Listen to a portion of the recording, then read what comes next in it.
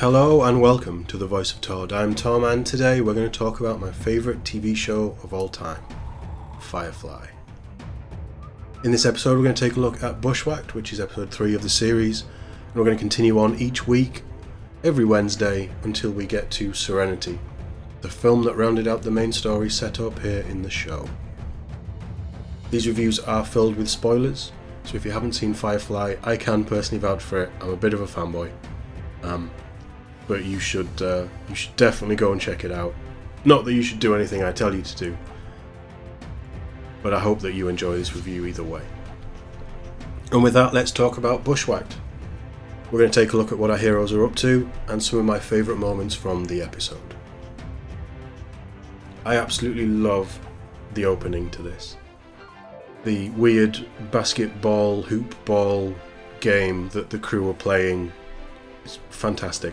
It looks a lot of fun. I've no idea what the rules are, just like Simon, who is currently talking to Inara over the I suppose it's the overlooking path.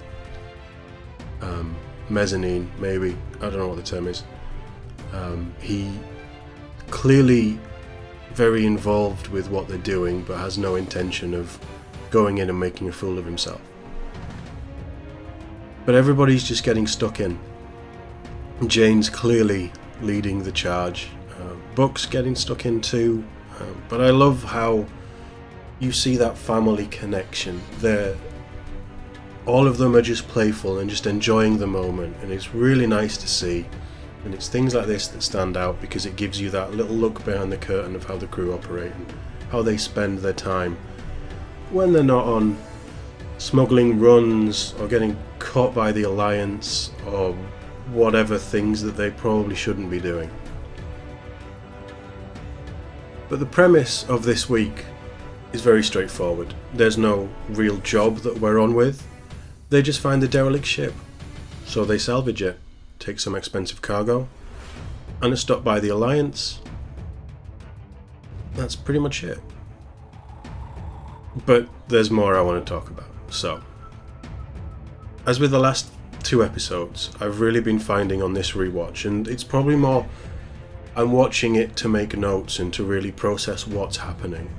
There's so much that I either forgotten or just hadn't realised in what leads into the future, and especially with this episode, the film. So much I picked up on about River that I'd clearly just forgotten. But the moments that really stood out for me. First, the derelict ship. It looks to me like a heavily modified Firefly class. They do state, I think it's Mal that says it, they're set up for a single trip from the inner colonies to the outer rim.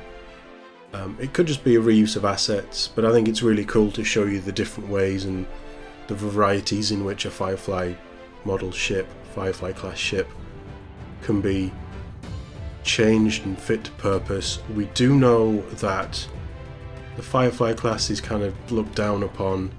It's seen as an old heap of junk, very similar to the Millennium Falcon in Star Wars, but these were clearly everywhere, very old, and this just gives you that little extra idea of maybe how old they are, which is a really cool touch. I think it's also maybe a little reminder that Serenity is constantly on the verge of breaking down,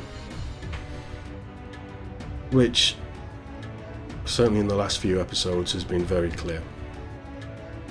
We also get another practical joke on Simon. In episode 1 we had Mal telling him that Kaylee had died. In this one it's from Jane, and it doesn't land half as well. We already sort of gathered from Simon and his reaction to Mal and Zoe getting suited up to go on board the derelict that he maybe is claustrophobic, or at least doesn't like the idea of being confined in a spacesuit. Certainly not being out in space. But when he heads over, he realises he isn't needed, and he's wearing the spacesuit wrong, much to his embarrassment because it's Kaylee who pointed it out. Jane loved the idea. Jane thought it was hilarious. Nobody else seemed quite keen. But poor Simon's still the butt of all the jokes, and he has a lot to learn about living in space. As we move through the derelict, we get our first real look at the Reavers and what they do to the people that they kill. Or what they do before they kill the people, probably more correct. We've had quite a bit of mention of Reavers. We've had an encounter with a Reaver ship. Now we get to see their handiwork. We also find a survivor who is not quite as big and strong as what Jane thought, but they take him back to Serenity. Physically he's fine. Mentally we're going to find out that he is virtually non-existent and totally broken. And it's at this point, again, we know how certainly Jane reacts to Reavers, but we've seen the crew react to Reavers before. This time Mal explains a lot more about the Reavers, and we get a similar reaction, but maybe darker. Jane totally freaks out. The idea of Reavers just terrifies him to the point where he tries to deny it. Their sort of existence. It has to be something else. It can't be Reavers that did this. Buck leans heavily into his faith. His first thought is for the dead. He wants to go over and give them burial rites, funeral rites, or whatever he would do in his position. Everyone else seems at least shaken. Mal is fairly resolute. He knows what needs to be done. He doesn't tell everybody, but he knows that there is a booby trap on Serenity. So he tells Kaylee, Zoe and Wash, and they go about getting that removed, which is quite simple. Kaylee just goes down in one of the hatches in the cargo bay and snips a tentacle of this booby trap. Now, the booby trap, I don't know what it is. I don't know how the Reavers got it or they use it, but because the Reavers they're not sophisticated. They don't use spacesuits or anything, do they? How did it get there? No idea. But this booby trap is some sort of explosive that has tentacles that latched onto Serenity when it docked with the derelict vessel. These tentacles, when cut, because Kaylee has removed it at this point, it oozed some kind of blood or oil, really thick oil, or something. So is it biomechanic? Is it... what is it? The idea that Reavers would have this kind of technology is terrifying, and that they'd know how to use it. I don't know. I think it's really cool though. I think it's one of those little things that it's in there. It's written into the story. You never get it answered. I'm kind of okay with that, but I do want to know more about them. But Serenity is clear of the booby trap. The cargo is on board and the crew are back on, ready to leave. At that point, an Alliance vessel shows up. Sounds like a standard practice boarding and security check for the vessel. The Alliance commander is a guy called Harkin, who's played by Doug Savant. He's a familiar actor from a lot of shows that I've seen. Very well known in American TV, and a really nice addition to this. They take the survivor from the derelict into them sort of care and their med bay, and Harkin interviews all of the crew. We go through, I think we start with Inara, then Buck, then maybe Jane. We interview everyone, Zoe, Wash. They all intersect quite nicely. The dialogue is great. We get a little bit more on Inara and her backstory. We get a little bit of Zoe's kind of resilience. Not a lot of mention of the brown coat idea and where she was in the war, but she clearly doesn't want to give away more than she has to, and Wash is more than happy to tell everybody about Zoe, particularly the parts of her that he loves. And I think it's pure Wash.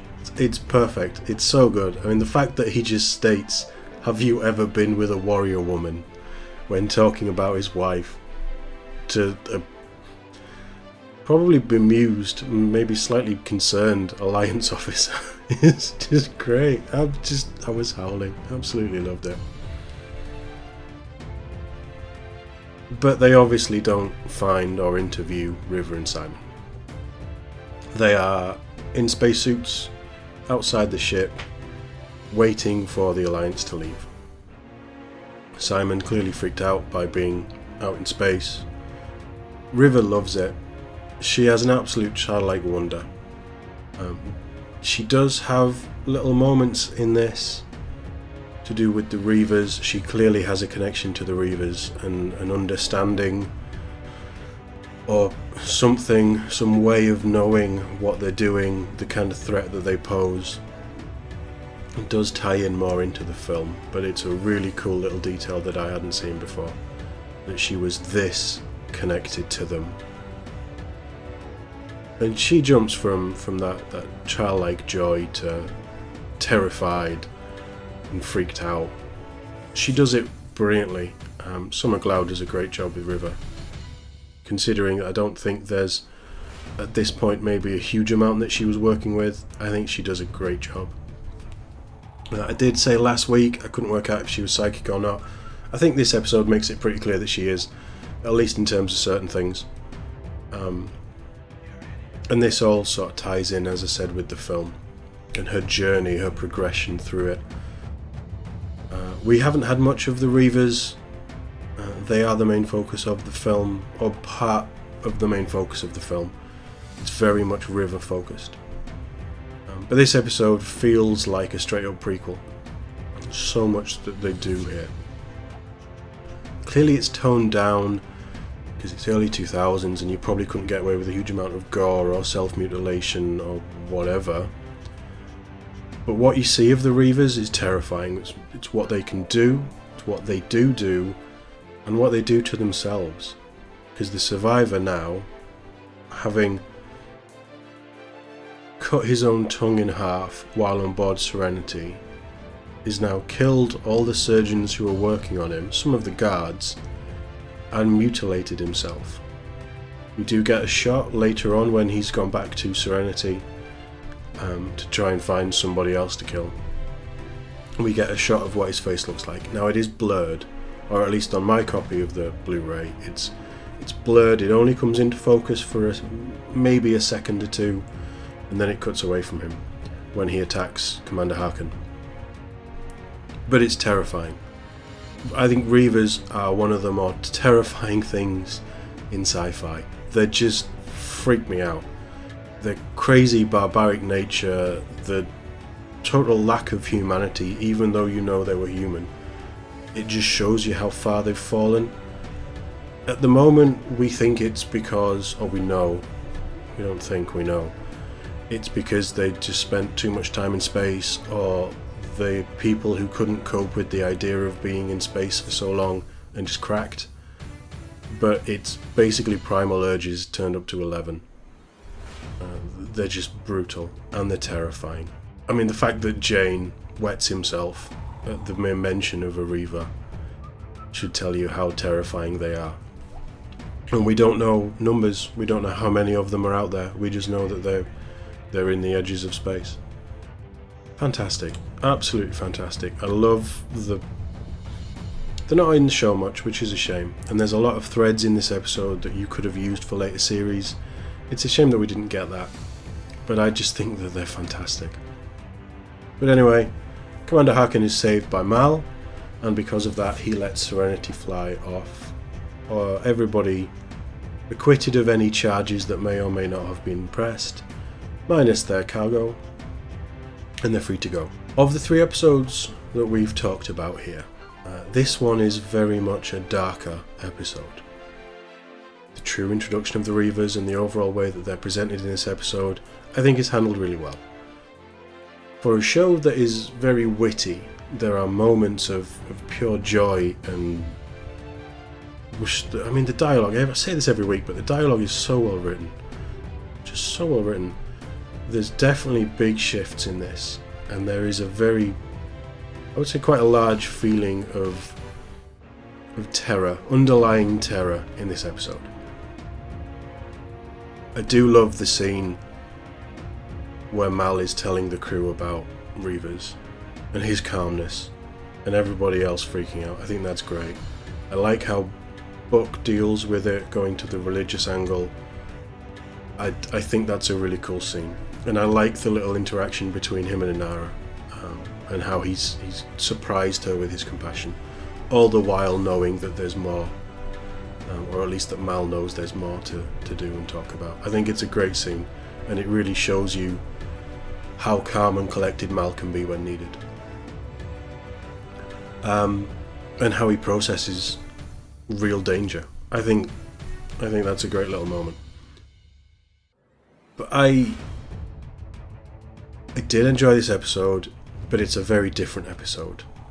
We've had quite a lot of fun with the last ones. Train Job is a lot of fun. I don't think this is any worse. I think this is a very strong episode, but it shows you how flexible the writers are, and how flexible, I suppose, the vision of the show is, and what the story they're wanting to tell, these darker moments that can come into it. It's handled really well. I think, the creators of the show, Joss and Tim, were the main contributors. There was others, but I think they've done a fantastic job of setting up so much in these early episodes. There's so many threads that they could have just pulled for future stuff, and there's so much here just to enjoy, and that's why I love the show. But that brings us to episode 4, which we will be reviewing next week.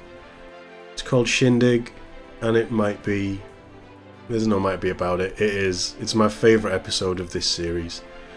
It's very hard for me to pick a favourite because a lot of it is so well done, and there's so many moments in every episode that stand out to me. But Shindig is pure gold. I adore it. I absolutely love it. So we're going to talk about that next week. That's going to be next Wednesday. We also have WandaVision, new episode out on Friday. We're at the penultimate episode of the season now. Still a lot of questions to answer. There's been some big reveals though. So hopefully this is going to be an episode that is going to hopefully build back some of the excitement that was lost last week, for me personally. And this is going to point them in the right direction to stick the landing for the show, because it's been really good so far. There is going to be quite a lot of other things coming in the future as well. So if you haven't and you are still watching, please hit that subscribe button. Really appreciate the support that everyone's giving. But that's where I'm going to leave this video. Thank you for watching, and I'll see you in the next one.